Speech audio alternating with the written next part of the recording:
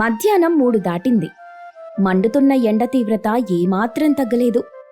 Cooler పెట్టుకుని తన గదిలో ఉన్న అత్త సుశీల కిటికీ దగ్గర నిలబడి బయటకి చూసింది. కోడలు అనుపమ ఇంటి ముందున్న పానీపూరి బండిని సిద్ధం చేస్తూ కనబడింది. సుశీలకి కోపమొచ్చింది. దీనికెన్నిసార్లు చెప్పినా బుద్ధి రాదు అనుకుంటూ ఉండగా సుశీల భర్త మోహన్ రావు అప్పుడే ఆ గదిలోకొచ్చాడు. ఎవరికి బుద్ధి రాదు అని తిడుతున్నావు సుశీల? ఇంకెవరికి? కోడలి రూపంలో ఉన్న అనుపమకి.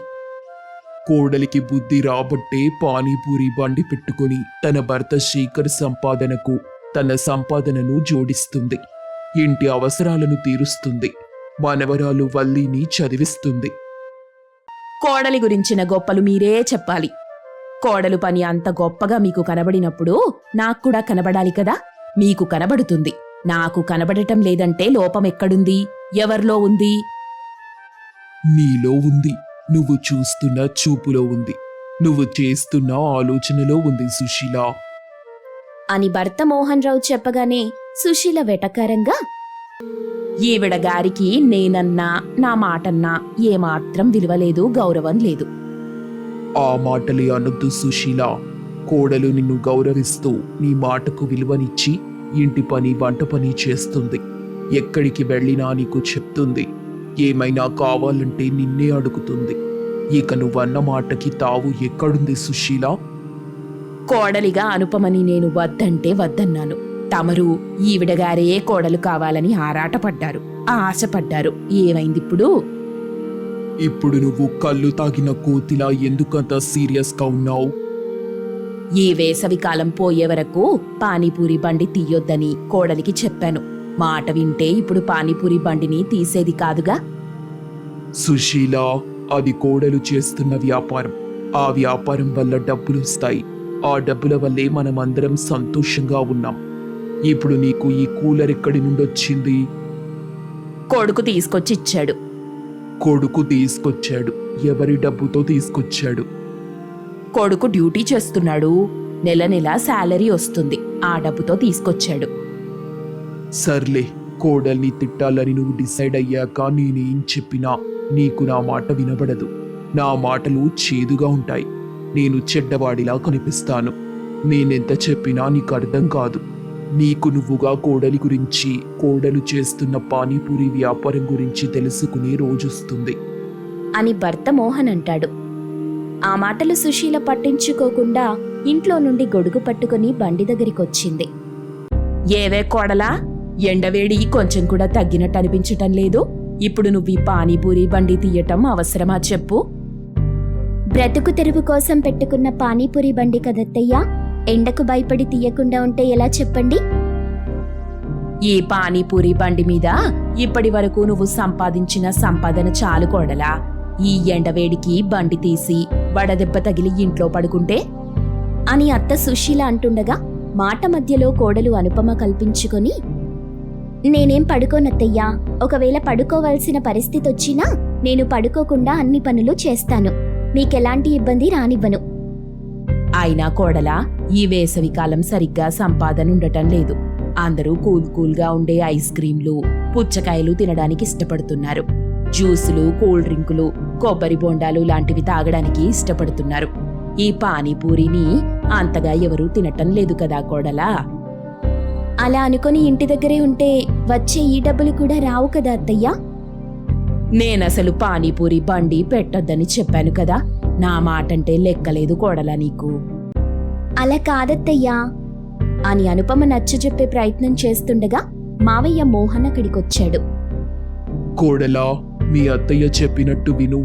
ఎందుకు నువ్వు మీ అత్తయ్యని గౌరవించటం లేదు? మీ అత్తయ్య మాటని ఎందుకు వినటం లేదు? మీరు కూడా నా మావయ్య, పెద్దవాళ్ళు, అన్నీ చూస్తున్నవాళ్ళు. అమ్మా కోడలా, నాకన్నీ తెలుసు. నేనెందుకు చెప్తున్నానో నువ్వు అర్థం చేసుకో. మీ అత్తయ్య మాట విని పానీపూరి బండిని బంద్ పెట్టు అని మోహన్ చెప్పడంలో ఏదో విషయం దాగుంటుందని కోడలు అనుపమ అర్థం చేసుకొని పానీపూరి బండిని తీయలేదు. ఇంట్లోకి వెళ్ళిపోయింది. ఆ రోజు రాత్రి కూతురు వల్లి పడుకున్న తరువాత శేఖర్ అనుపమని, ఈరోజు పానీపూరి బండి పెట్టలేదా అనుపమా? లేదండి, అత్తయ్య వద్దన్నారు. ఇక నుండి పెట్టను, ఇంటి దగ్గరే ఉంటాను. అప్పుడు వచ్చే ఈ డబ్బులు కూడా రావు కదా అనుపమా. నన్నేం చేయమంటారు చెప్పండి? మీరైనా అత్తయ్యకి చెప్పండి అంటే, వామ్మో అనుపమ, నేనింతవరకు మా అమ్మ మాటకు ఎదురు మాట్లాడలేదు, మా అమ్మ వద్దంటే వద్దని ఊరుకుంటారు. మావయ్య కూడా ఖచ్చితంగా మీ అత్తయ్య మాట వినాలని చెప్పారు ఇక చేసేదేం లేదు అని చెప్పి పడుకుంటాడు. వారం రోజులు గడిచాయి. శేఖర్ శాలరీ ఇంటి ఖర్చులకు సరిపోయింది. ఎత్తుకున్న చిట్టి కట్టేదుంది. సుశీల దగ్గర డబ్బు లేదు. చిట్టిల లక్ష్మి ఇంటికొచ్చింది. సుశీలనడిగింది. ఏదో ఒకటి చెప్పి పంపించింది. కోడలు చెప్పినట్టు వెళ్ళనిస్తే బాగుండేది. ఆ వచ్చే డబ్బులైనా వచ్చేవి. ఈ నెల చిట్టి డబ్బులు, మళ్ళీ వచ్చే నెల చిట్టి డబ్బులు, వామ్మో పెద్ద మొత్తం అయిపోతుంది. కొడుకు శాలరీ వల్ల కాదు. ఇప్పుడు కోడల్ని బ్రతిమాలుకోవడం తప్ప మరో దారి లేదు అని ఇంట్లో నుండి కిచెన్లోకి వెళ్లి చూస్తుంది. కోడలు అనుపమ కనబడలేదు. పెరట్లోకొచ్చింది. పెరట్లో పూల మొక్కలకి నీళ్లు పడుతున్న అనుపమ కనిపించింది. తనలో తాను, మావయ్య చెప్పినట్టే అయ్యింది. చిట్టిల లక్ష్మి వచ్చి డబ్బు కట్టమని చెప్పి వెళ్ళిపోయింది. వచ్చే నెల మరింత ఇబ్బంది అవుతుంది. చూద్దాం అత్తయ్య ఏం చెప్తుందో అని అనుకుంటూ ఉండగా అత్త సుశీల వచ్చింది. కోడలా, నేను బాగా ఆలోచన చేశాను. నీ పానీపూరి బండిని బందు పెట్టించి తప్పు చేశాననే బాధ నాకు కలిగింది. రేపటి నుండి నువ్వు నీ పానీపూరి బండి పెట్టుకోకోడలా. లేదత్తయ్యా, మీరు చెప్పిన విషయం గురించి నేను కూడా ఆలోచన చేశాను. వేసవి కాలం కదా, మీరు చెప్పినట్టు అన్నీ కూల్గా ఉండేవి తింటున్నారు, తాగుతున్నారు. అందుకే ఈ పానీపూరి బండి వద్దులే అత్తయ్యా. అలానకే కోడలా, ఈ బండిని బందు పెట్టిన బాధ నాకు కలకాలం ఉంటుంది. ఆ బాధతో నేను బతకలేను కోడలా. ఏది ఏమైనా నువ్వు పానీపూరి బండిని మళ్ళీ తీయాలి కోడలా, లేదంటే నా మీదొట్టు. అది కాదత్తయ్యా, ఒకసారి నా మాట కూడా వినండి. నువ్వేం చెప్పినా నేను వినను కోడలా అని చెప్పి అత్త సుశీల అక్కడి నుండి వెళ్ళిపోతుంది. కోడలు అనుపమ కూడా బాగా ఆలోచన చేసింది. తనలో తాను, ఇప్పుడు తిరిగి అదే పానీపూరి బండి కాకుండా ఏదైనా కొత్త రుచితో పానీపూరి బండి పెట్టాలి. కానీ ఆ కొత్త రుచి ఏదైతే బావుంటుందో అని అనుకుంది.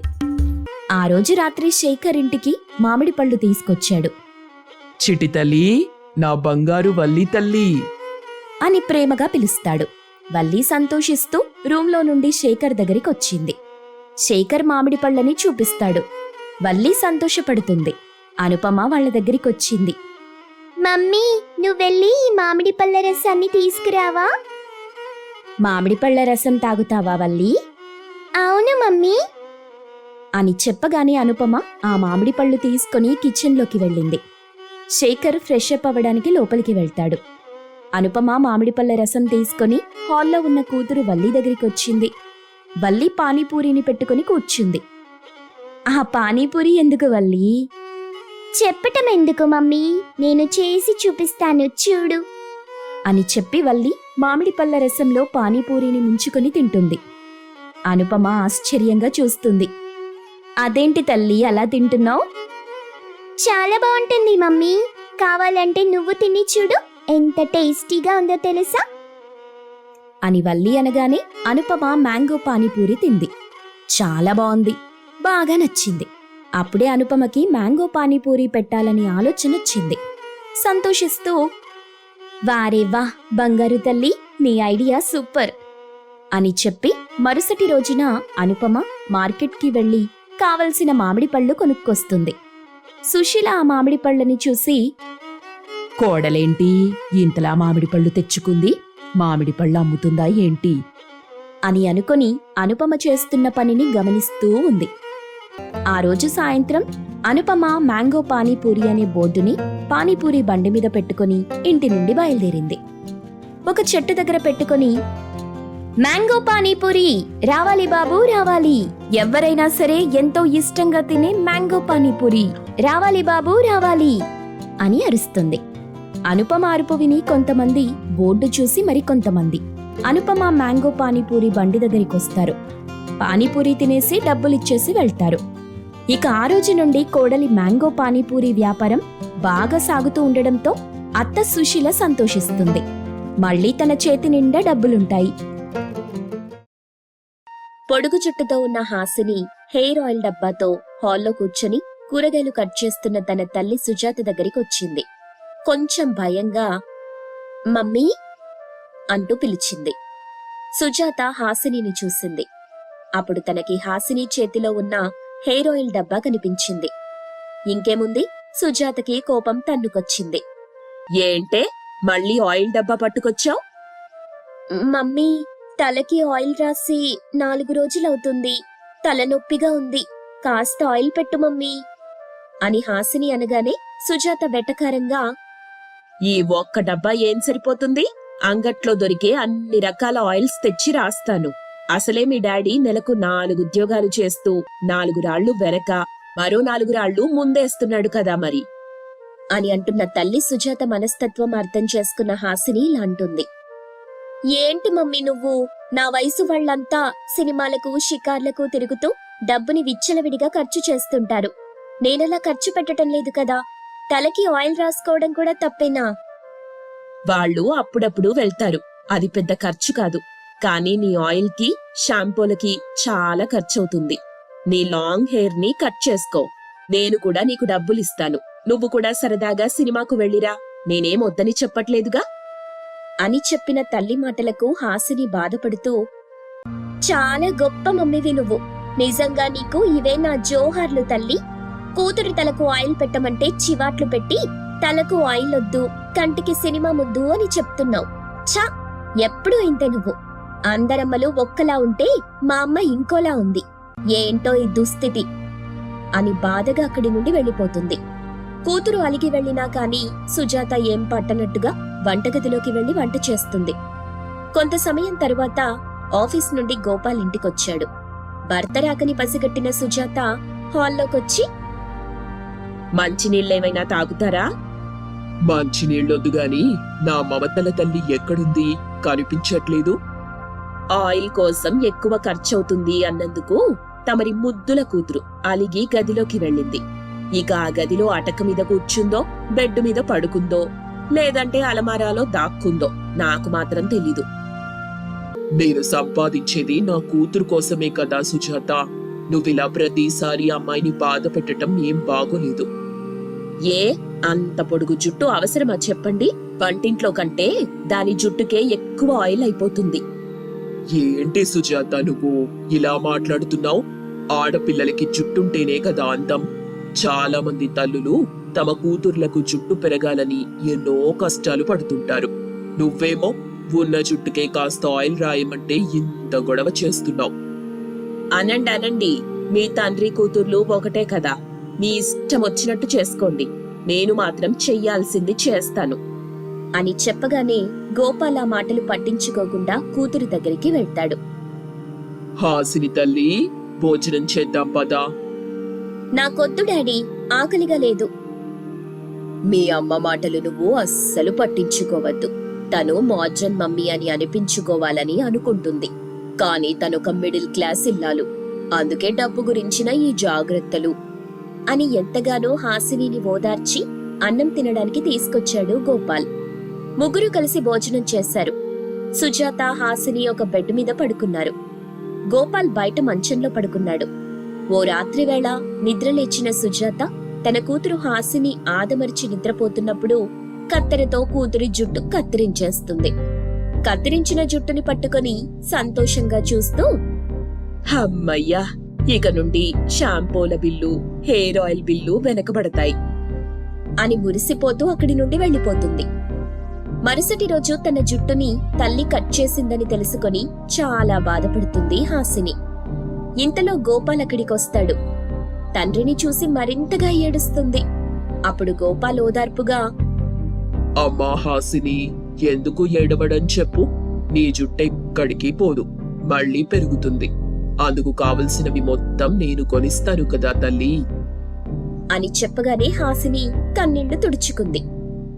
ఇప్పుడు నీకొక గుడ్ న్యూస్ చెప్పనా? ఇంత అందమైన జుట్టు పోయాక నాకు గుడ్ న్యూస్ ఏముంటుంది చెప్పండి డాడీ. ఉంది తల్లి, నిన్ను చూసుకోవడానికి పెళ్లి వాళ్ళొస్తున్నారు. ఏంటి డాడ్ మీరు చెప్పేది? ఈ జుట్టుతో వాళ్ళ ముందు నేనెలా వెళ్లి కూర్చోను? ఇప్పుడు ఫోన్ చేసి అన్ని వివరాలు చెప్తాను, నువ్వేం కంగారు పడకు. సరే డాడీ అని హాసిని అనడంతో సుజాతకు చెప్పి తగిన ఏర్పాట్లు చేశాడు. హాసినిని చూసుకోవడానికి మగ పెళ్లివాళ్లు తల్లి జానకి, కొడుకు విశాల్ వచ్చి కూర్చున్నారు. కట్ చేసిన జుట్టుతో రెడీ అయిన హాసిని వచ్చి వాళ్ళకి టీ ఇచ్చింది. జానకి, విశాల్ ఇద్దరూ హాసినిని చూస్తారు. అన్నయ్య గారు, అమ్మాయి చూడ్డానికి మహాలక్ష్మిలాగా ఉంది, కానీ హెయిర్ ఏంటి అంత షార్ట్ గా కట్ చేసుకుంది? అమ్మాయికి లాంగ్ హెయిర్ అంటే ఇష్టం ఉండదా? ఇష్టమే చెల్లెమ్మా, నిన్నటి వరకు చాలా లాంగ్ హెయిర్ ఉండేది.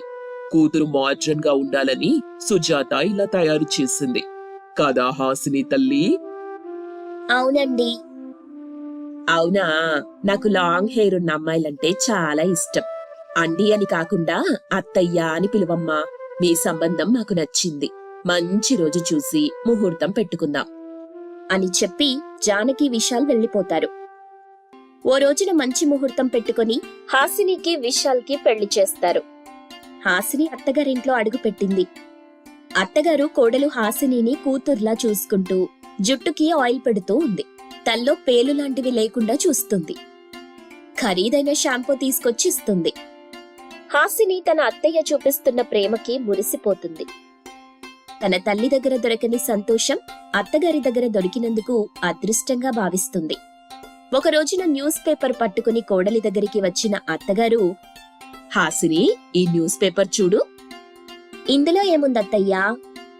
హెయిర్ తొందరగా పెరగడానికి చిట్కాలున్నాయి. అవి చూడు, మనం ఇంట్లోనే తయారు చేసుకుందాం.